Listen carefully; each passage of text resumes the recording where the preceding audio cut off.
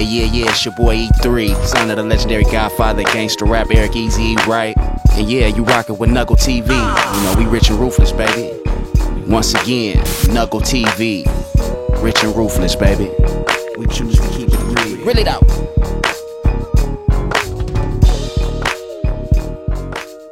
Yes, sir. Knuckle TV. We're back again with a special executive edition. We have two special You're gonna do it this time. We got two special VIEs. Okay. VIEs, very important executives. There we go. Thank you. All right. Introduce yourself. Luis Rivera, Collective Strategies CEO. Adriana Gomez, co-founder, Social Equity LA. Adriana. It's a pleasure having you two here today. Likewise. Pleasure to be here. Thank you. It's an honor. It's definitely an honor. Knuckle TV is on the forefront of exposing the legal side, the community, other areas that we normally don't get to. Like I came to your event, blown away. It felt good. I mean, I had no problems getting in. Actually, me and E3, right? Yes, we surely did. Yeah. We pulled up, and I knew the back area of the the loop around. the loop around. We went to the loop around, Yes, not we the did. run around, but the loop around, and seen the construction worker, and we came through the back door. Yes. So, we do it. we had the cameras on it. Hey, what's up, man? But once we realized who we were, they escorted us right to your event. Got in with not credentials, but we was accepted. I want to thank you for that, man. Let's give it. Well, thank you. Thank you for coming down, supporting, and the great work you guys are doing. That's real, man. That's real. So, Louis, it's good to have you here. The state of cannabis. Give us some insight, man. What's going on? Well, yeah, man. Update us. Oh, well, thank you. Well, with the state of cannabis, I'd start off with Collective Strategies. And really what we're about is, economic access and workforce opportunities for the legal cannabis industry. That's really what it's about. Yes. This opportunity will never be around, Right. at least in our lifetimes. I think to this level, it's past the .com boom and the gold rush. Yes. It's just times on steroids. So we need to be able to really just capitalize off that, put ourselves in position. So what we decided to do with Collective Strategies was to form that umbrella, and we have both the State of Cannabis and Social Equity LA that we work, kind of programs and efforts we run through that to allow more access. So Wow. with that, this, State of Cannabis is about, bringing people together, learning about whether it's legislative, health and wellness, or B2B, Yes. really connecting the business opportunities, Yes. learning about the health and wellness, and making sure the legislation is following along.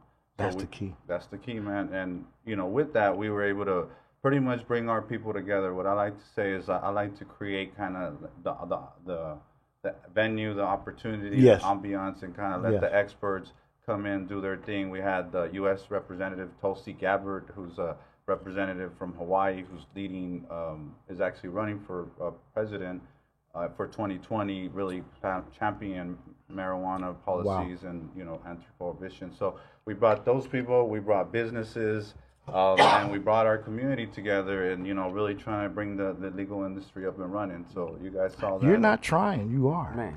Thank you, brother. One thing about your motivation is that it's in you. Not on you. And I seen that the day I met you. I felt it in your handshake. I'm like, Man. this is somebody I want to be around. Didn't know how to have opportunity today to see you again. But it's great to have you down, man. You know what I Thank you, mean? When we met you, we weren't even at this level. This was a natural, organic level that me and the owner, CJ, discussed after meeting you at your event. I'm like, man, we really need to tap into a bigger broad base and get a voice out there. So we got the office and just being a futurist. I'm a futurist. I'm an incubator as well. So just putting that into the effect. I said, hey, we got the office now, because we did a lot of things online. Let's get this office, man. Let's really crunch it. Once we got the office, what we're going to do? We're going to do a podcast by this table and let it go, okay? Make sure it has this thing in the center. So I love that he's a keen guy and he's seen the vision. Now it's getting into effect. Producing these shows and having people such as you come in and where we can get together. So what I'm doing with Knuckle TV and what we're going to do collectively is it's a platform. And the platform is for brothers like you and Adriana to come in so we can build this whole community as one. Because it's kind of separated. I come from the music business. And in the music business, when I got in with Easy and Dre and Snoop and all these guys, I was a retailer. So I didn't deal with the microphone or being up front or being a star. So I was into the business side of it. And what the labels are doing back in the days is what I'm doing with this, is making a platform. Retailers needed a platform to learn more about what the record labels are doing with the artists. So now I'm kind of incubating that whole thing. So we should do conventions. Like what you put together, that was to me was like a little. I'm like, well, I like this. I like this. You know, so it's gonna be some Knuckle State of Cannabis and Equity. We're gonna start doing these events to educate. I'm still doing it in the music business. I'm taking over that part of it because before we used to go there just to see the rappers and see who's coming, and we had panels, but we never had the pen and paper to take down the notes. There never was no material to take that artist to the next level, say, hey man, how do I make a beat? You know what I mean? But now with this platform, and I think by us doing this Knuckle TV and your company and all what we're doing, I think at the end of the day, we're gonna have a bigger voice. Yes, sir. I want to go back to the Coliseum and take about 8 rooms. There you go. Yeah, go. And you got to go to this one from 1:30 to 2:30. You know, and switch. You know what I mean? Yeah. But like you're saying, I think you hit it right on the head. You know, it's about collective impact coming together. Yes. I think we really got to focus on how we all can grow and come together. Right now is key. You know, like I said, we're ahead of the game. And, you know, the reason we chose, part of the reason, you know, not only collective strategies, because it's about coming, not collective and a collective impact, but even the state of cannabis, it's like, it's not, the state of cannabis is that of a global state. Yes. So it's a broader vision, you know, it starts here locally in Los Angeles, California, because, hey, we got the best stuff.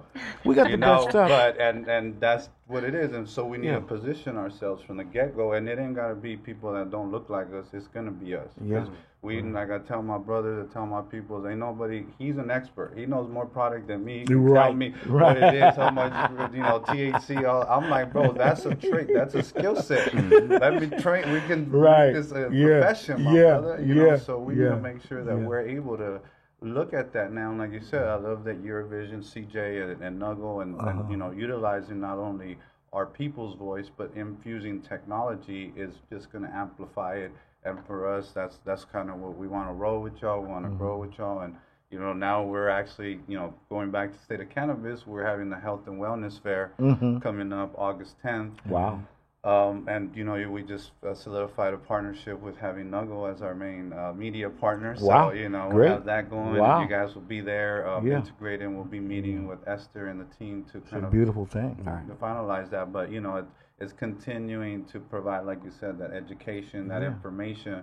But I also feel like in the recreational space, we have to make sure that it's driven by the health and wellness.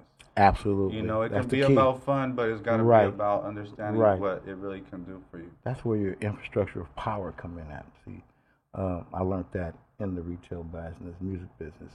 I came in by myself, by his dad's advice. His dad said, "Arn, forget the mic, forget the beats, man. Get a record shop."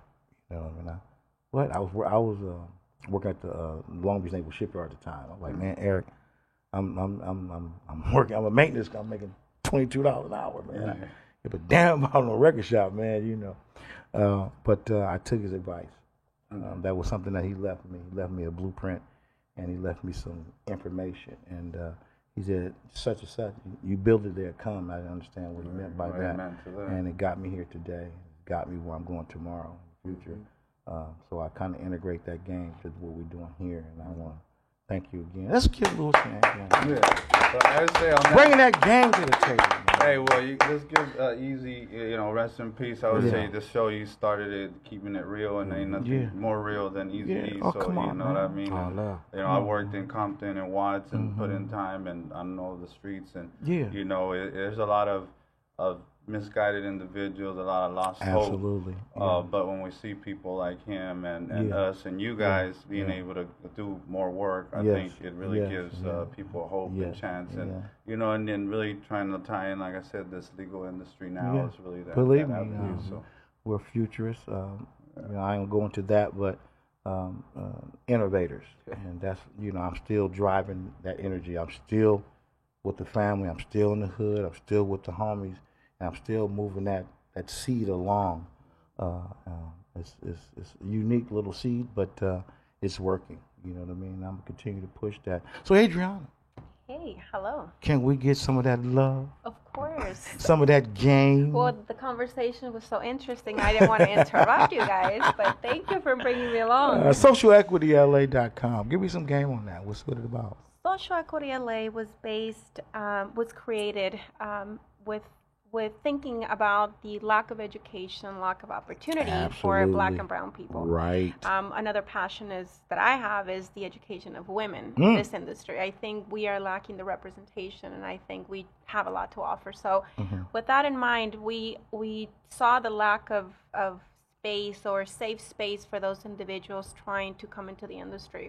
One, because of the many cases of predatory, either investors, consultants, landlords. Right. There were so many people who had some of the information that was free and available to most of us, but to the communities that really needed to have it was either being sold to them or it was there was always a price to pay. Predators. So, of course. So we saw that there was a need for someone to come in and be that filter. We created this platform, which is an online and in-person platform that gives free information about the policy, updates, real-time updates. We also do give out technical assistance. We provide resources such as assistance with funding and things like that allow for people to actually navigate the process without getting taken advantage of. Wow. So that was the big idea that we just wanted to fill in the gap between waiting for the city to come up with the program that would actually help those individuals that needed the assistance. And while the waiting game was happening, there was a lot of people that needed to get help. So we came on board and we decided to do so. And so that's where Social Equity LA I love that. started. I have a question that I'm very interested in. I come from the business world, and I learned it organically by myself. I didn't know what a seller's permit was, didn't know to go to the city of Norwalk County Department to apply for it, didn't know nothing about taxation, didn't know about a DBA, doing business as, but I learned it by myself. And so in this cannabis community or anything you want to do, how does a person start to say, I want to go to Social Equity LA and get some game? Do they have to go do a DBA? Do they have to have a building? I mean, how do you start to say, I want to start a delivery company, and it's a female? Of course. You know what I mean? What are the steps that she would have to do to start her little business before she even can get to you? Because I'm pretty sure there's some paperwork that needs to be provided before you sit down with her. I know you're going to consult her, but can you give us some advice on that? Of course. So in LA, the way that the cannabis licensing or process has happened is there was 3 phases. Phase 1 already happened. Phase 2, I believe, is still in the process. And now phase 3 is coming on September. The licensing application, the license application comes on September 3rd. But before that happens, you have to qualify as a social equity candidate. What that means is that you have to be an individual who has lived in zip codes that are considered disappropriate. Yes. So there's a list of zip codes where you have to have resided within those zones for 5 years or more. You do have to have made less than $45,000 for 2017, 2018. And you also, another way to qualify is for you to have a cannabis conviction arrest or and it's in California. So it doesn't have to be just specifically in Los Angeles. It can be anywhere in the state of California. So if you have, the low income and the cannabis conviction, you will qualify as a social equity candidate. If you have a low income and you have resided and one of those zip codes, you also qualify. Okay. So with that being said, what the city is asking is that those individuals who believe qualify have to get pre-vetted. So there's a process that the Department of Cannabis Regulation has in place right now. It started May 28th and will end July 29th. So those individuals who submit the documents and are pre-vetted and approved by DCR, Department of Cannabis Regulation, they will be able to apply for the licensing coming up September 3rd. September 3rd. September 3rd. Okay. So once you're approved, then you can apply for that license. The license is only for retail, so it's storefront retail. I believe there's only 250 licenses are going to be available. The first going to be 2 rounds. The first round is going to be 100 licenses, and it's going to be in a first come, first serve. You have to have real estate attached to that application. So unless you have a space, a lease, or a deed, a mortgage for that property, you won't be able to apply for that first round. But if you don't get into that first round, or you decide not to because of property, you can always wait for the second round, which is going to be a lottery-based licensing process, and that's 150 of them. There's going to be a delivery pilot program that the city is putting together. Yes. I believe it's 60. They're going to do initially 60, but there's no limit that they just announced recently. They'll have in access eventually, but they do phase it. So I think the pilot program is about 60, and we don't have exact dates for that, but that's what you would do right now. That's the way to do it. Once you have that in place, then you can start to think about your business structure and things like that. But as of now, you have to get pre-vetted. There's no way for you to apply or start a business at all. No way around that. That's in LA. So there's 3. There's a lot. Yeah, if you want to do it legally, though. There's very few. I think there's 3 ways in the context that we're talking about. There's social equity in general as a state program that many cities are going to look to implement. Only few have a program like Oakland, Sacramento, Los Angeles, and some have came on board that have an active program where if you do fit some of their criteria, which most of them revolve around the LA's and kind of criteria, then you get certain priorities or benefits. So one is look at your city. Yeah. If you have a social equity program, go find out what the qualifications are. They're there. Yeah. Yeah, and then 2, if you're in LA, I think that's the specific. Right now, it's the hottest time. I mean, where right now, I tell people it's the perfect timing because, you get to qualify. Applications are due September 3rd.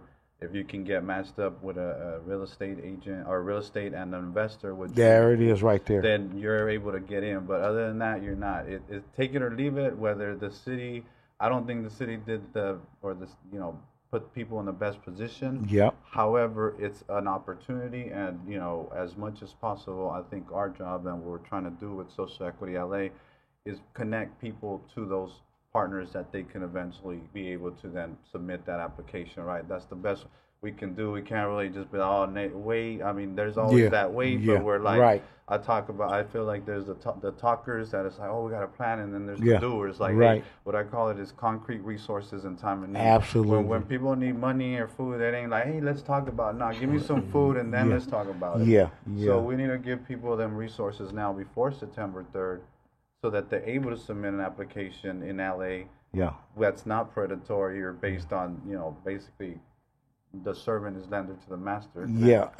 I said, just on that game, I was introduced to it about a year and a half ago, 2 years ago. This thing has been coming to fruition. A couple investors who wasn't from the community but had this money but wanted to get down in the community, knew about this law, knew about finding somebody who's been arrested in weed back in the early 90s and got it dismissed or did 30 days in jail. Those guys are at the top of the list for these investors to come in and put the business in your name, and everything is ran through this opportunity they have, and I've been noticing that. So do you think it's wise, and I've been approached, this is the percentage you're going to get, actually you're going to be an employee, you're going to get this a month, and I'm like, I'm not trying to get attached to this right now, my brother. We keeping it real. He said, man, I know you got to. Yeah, I did do some time, maybe 2 days or something, but and got it expunged thanks to Obama, Prop 47. I got all that stuff out of there. That's why I was able to get to Canada. But other than that, I know that that's going on right now. How do you think this limited amount of retails, just 200, is going to go? Because I know there's still some open out there. I've been to a few. How do you think that's going to affect the guys that's ready and the people that's really qualified for it or having these investors in this business plan? How is that going to affect the masses that we're going to get directed? Oh, here go one in Santa Monica, here go one in Long Beach, here go two in Compton, or if Compton say, okay, yeah. So how do you think that's going to impact? I saw Orange County is doing it. I know it's a couple in Orange County that's open to 11 o'clock at night. So is it per city? Is it statewide, or what is this? I mean, it's a lot of it is per city. You know, a lot. Cannabis, unfortunately, is right now what I heard from the state. Someone say actually is like local authority, taxation, and lack of enforcement is what's killing the legal market. That's really it. Because the state, they're always lenient. I mean, everybody that knows business kind of development and stuff, they're kind of more the pass-through agencies. The cities and the counties are the ones that set the more restrictive policies and kind of like more curfews. So right now what's going on is you have an industry that's legal, but it, as Joseph Chicas, the other show said from CAP, you know, that it's local authority. There's 60-70% of the cities that you can't even apply whether you're social equity or not. Absolutely. So the one thing that, and we were just at the state Bureau of Cannabis Control had their annual or their committee meeting here last week, and one of the things that we talked about, and actually, you know, the subcommittee is talking about, which I'm glad, is to finally form a unified social equity program that's statewide. I know it sounds so simple, but right now the states don't even have, the state of California doesn't even have one central program to say this is what it should look like, or everyone should implement this. So right now what's going on is these opportunities are like there in theory and paper, but in practice, you know, they're very limited, and if they are, as you see in LA, it's really not for the common people. You know, you gotta at least either be connected to some real good people that are gonna get you in there and have your back, or you are gonna get, you know, solicited with a bunch of things that we've heard, you know. I was going to say, one of the things that unfortunately is still happening is I am still getting calls from, you know, those that do qualify who are still unsure about how they qualify. Now you have these investors and, you know, businessmen who are fully informed of what it requires, what it is. And so they keep up with policy, but then you have the communities who are supposed to be the owners of these shops and the ones that are supposed to be helped by this program, who still have no information, no idea of what they do. Now, I know the city had started to do some technical assistance appointments, but what happens is they've, you know, because of the limited resources that they currently have, the community suffers. You try to get an appointment and it takes 3-4 weeks or more, and by then maybe, you know, if you can, you get one. But what I'm trying to get to is that unfortunately, because of the policies that the city, I think, still need a little tweaking, our communities are still behind in information and resources, and we're almost less than 2 months away from the application date. So now, is it going to be profitable for the state of California to see the profits from 200 stores? I mean, they're slow. I mean, just like we need Colorado. We should give like the $1 billion. Everybody get a license. You get a license. You get a license, and then tax all the money. You know what I'm saying? I mean, it was a no-brainer for them to come in with this lottery ticket thing, and it's going to help the books in school, right? Yeah. So I'm saying, I don't, you know, I'm an advocate of making it happen. I feel like we got bamboozled when it was medical. We were doing great. We got bamboozled with this recreational. Just vote yes on recreational. Let's go, and everybody ran there. Yes. And then, thank you. You blew it. I mean? Yeah, you blew it.